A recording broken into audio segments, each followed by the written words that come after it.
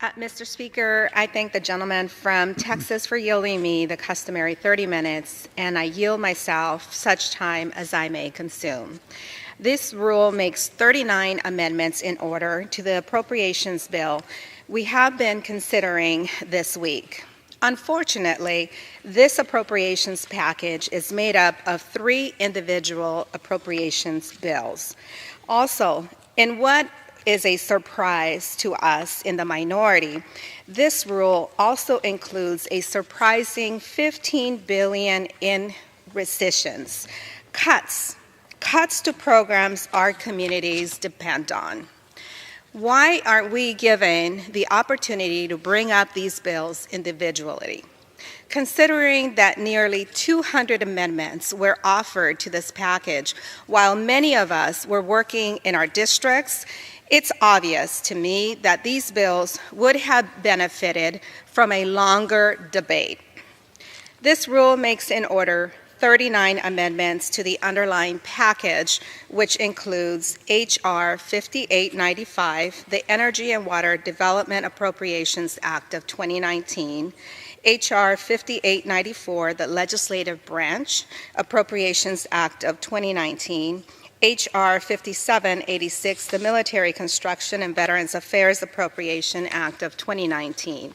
However, 59 additional amendments will not be given an opportunity to be heard, including bipartisan amendments like the Cicilline-Poliquin Amendment to prohibit oil drilling on the Atlantic Outer Continental Shelf, or the Foster-Hultgren Amendment to increase funding for the Department of Energy's Office of Science, or the Issa-Roybal-Allard Amendment to support programs that improve veterans' access to care at qualified health centers. Don't these amendments from distinguished members of this body deserve to have their ideas discussed, debated, and voted on? This rule also makes in order H.R. 3, the GOP rescission package. Mr. Speaker, this bill has not received a single hearing, not one. This was a last-minute addition which gave no time for amendments to be considered.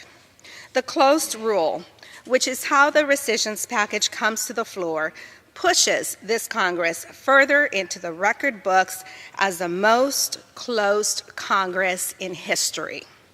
Before I speak more on that, I do want to take a brief moment to highlight the bipartisan manner the Appropriations acted in crafting the military construction and legislative branch bills. This is proof that when this body wants to, we can work together and produce legislation that results in broad bipartisan consensus.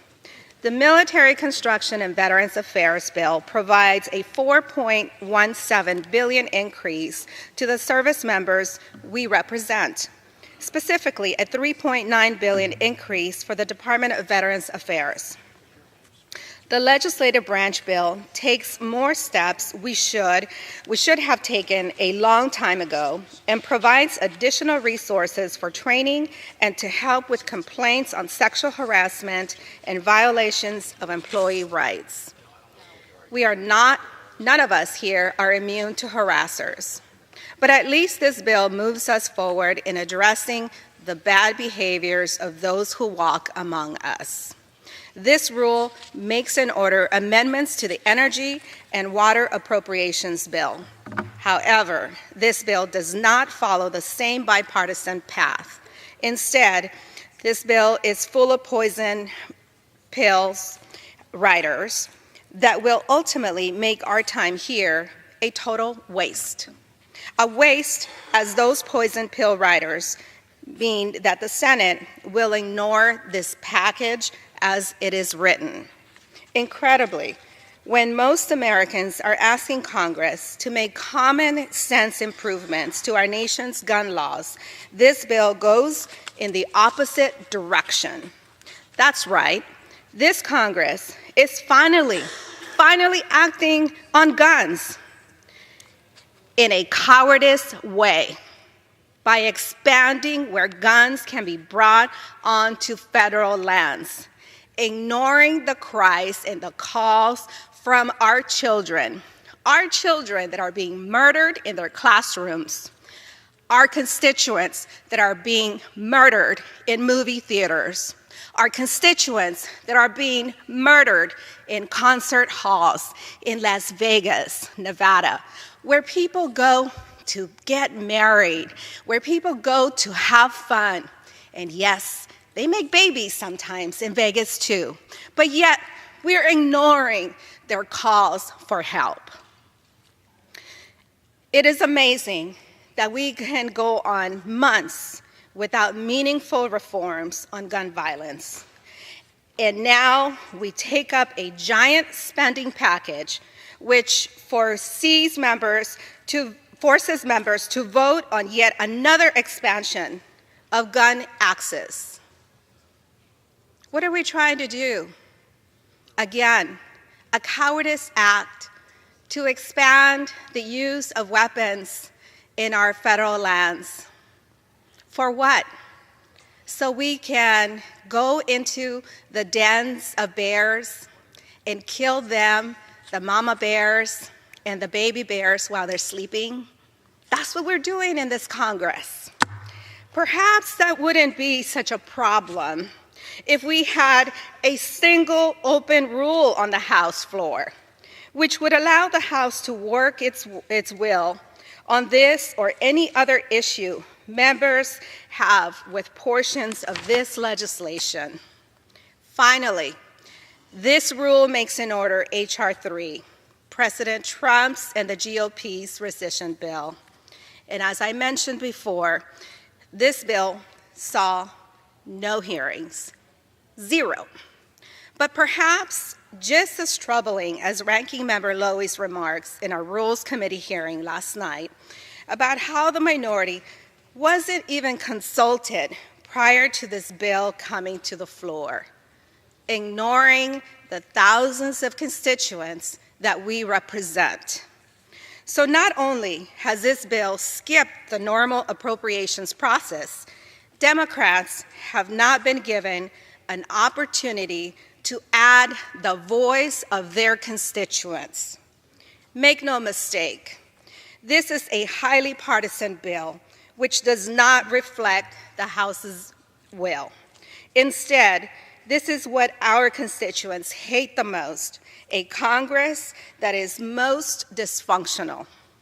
This bill makes significant cuts to programs that create jobs, grow our economy, and provide health care to millions of children in a transparent attempt to appear fiscally conservative after passing a tax bill that added $1.9 trillion to the deficit and gave the most of its benefit to the wealthiest among us. If we want to rescind something to balance the deficit, how about we start there? Start with the $1 trillion budget-busting tax bill that was passed for the wealthy. That irresponsible law is now the cause of Medicare and Social Security going bankrupt decades earlier. This bill is a political gimmick to hide the Republican majority's gross mismanagement of our nation's long-term fiscal health. And while the GOP tax giveaway benefited the wealthiest among us, almost half of the cuts in this rescissions package are to the Children's Health Insurance Program. Let me say that again, Mr. Speaker. The Children's Health Insurance Program. $7 billion is eliminated from CHIP.